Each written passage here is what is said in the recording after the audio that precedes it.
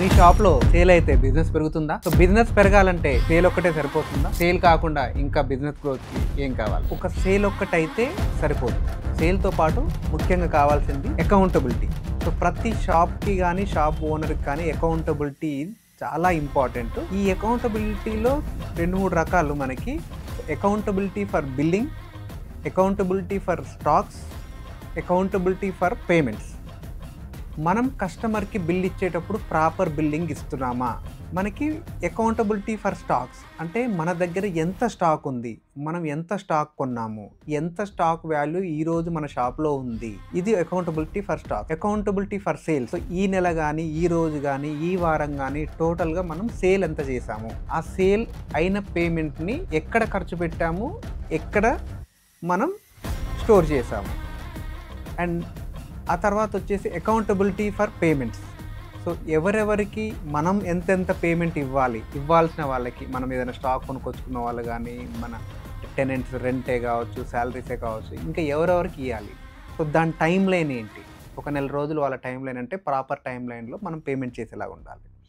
So ఈ accountability అంత ప్రాపర్గా మనం మేనేజ్ చేయాలి అని అంటే ఈ రోజున్న పరిస్థితి ప్రకారం డిజిటల్ చాలా డెవలప్ అయిపోయింది. మనకి చిన్న చిన్న యాప్స్ చాలా తక్కువ ధరలో మనకి దొరుకుతున్నాయి. సో ఫర్ ఎగ్జాంపుల్ చెప్తున్నాను, ఇలాంటి యాప్స్ చాలా ఉన్నాయి. ఒక ఈజో బిల్లింగ్ యాప్ అనేది ఉంది మీకు.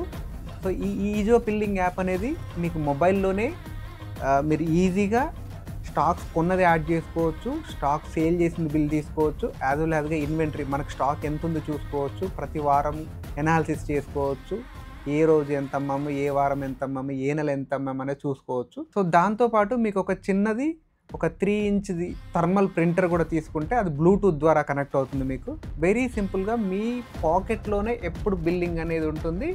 ఈ నెల ఎవరికి ఇవ్వాలి, ఎంత స్టాక్ ఉంది, ఎంత కొనాలి, ఎంత అమ్ముడు పోయింది, ఎన్ని డబ్బులు ఉండాలి నా దగ్గర. సో ఈ అకౌంటబిలిటీ అనేది మనకి ప్రాపర్గా ఉన్నప్పుడు మన డిసిషన్ అనేది ప్రాపర్గా ఉంటుంది, మన మేనేజ్మెంట్ అనేది ప్రాపర్గా ఉంటుంది. ప్రాపర్ మేనేజ్మెంట్ లేకనే చిన్న చిన్న దుకాణాలు చాలా వరకు నష్టపోతున్నారు. ఎంత తెస్తున్నాము, ఎంత అమ్ముతున్నాము, ఎంత చేస్తున్నాం అనేది లేకుండా. దీనివల్ల వాళ్ళు ఇప్పటికంటే లాస్ట్ వరకు మళ్ళీ మాల్ కొనాలనుకునే టైంకి డబ్బులు ఉండవు, డబ్బులు వేరే డిఫరెంట్ రూట్స్లలో వాళ్ళు ఖర్చు పెట్టడం జరుగుతుంది. సో దీనివల్ల చాలా నష్టపోయి క్లారిటీ లేక లాస్ట్కి షాపులు మూసేసుకోవాల్సినంత పరిస్థితి వస్తుంది.